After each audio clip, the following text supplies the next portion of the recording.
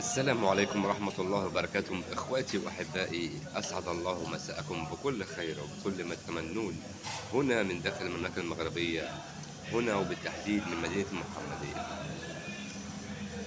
محتوى لشخص ابن من أبناء مدينة القصر الكبير، وهذا المحتوى تحت عنوان ها عليش كان يبغوا ملكنا، ها عليش كان موتوا على ملكنا.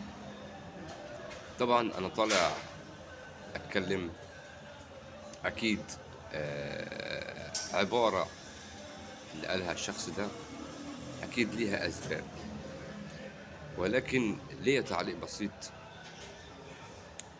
كوني أنا شخص مقيم داخل المملكة المغربية هنا أكتر من 9 سنين، فأحب أقول أنا بنفسي ها عليش كان يبغوا ملكنا، لأن الملك أو ملككم هو ملك ليا.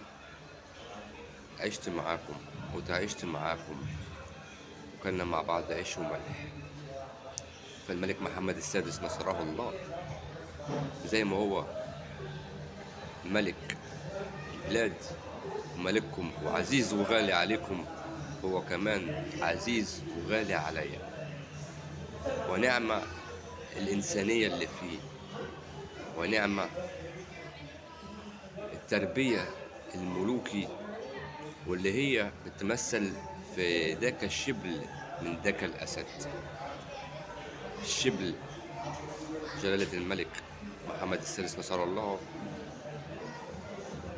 ووالده جلالة الملك الحسن الثاني رحمة الله عليه. فأنا أقدر أطلع وأقول دلوقتي ها عليش أنا كمصري وإخواتي المغاربة كان يبغيوا ملكنا. طبعا هتشوفوا دلوقتي قدامكم لشخص زي ما قلت لكم إحدى أبناء مدينة القصر الكبير، وشوفوا الإنجازات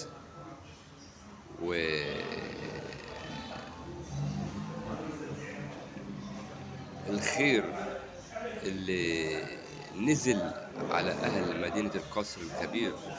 وطبعا الفضل في الأول وفي الآخر يرجع لله سبحانه وتعالى، وبتعليمات وأوامره السامية جلالة الملك محمد السادس نصر الله لأبناء بلاده من مدينة القصر الكبير.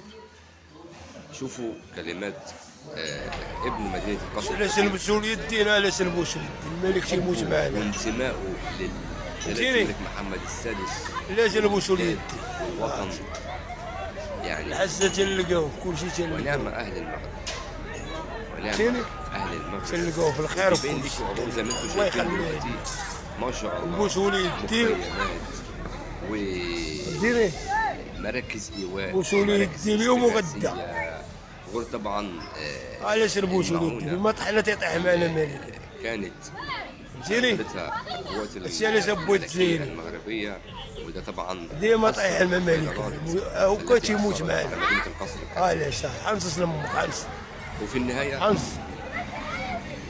انا نوريك طبعا هتشوفوا فيديو الأبطال اللي بجد أبطال كل حكاية، أبطال لبلدهم، أبطال وشرفوا نفسهم وشرفوا بلدهم وأبناء بلدهم، وهم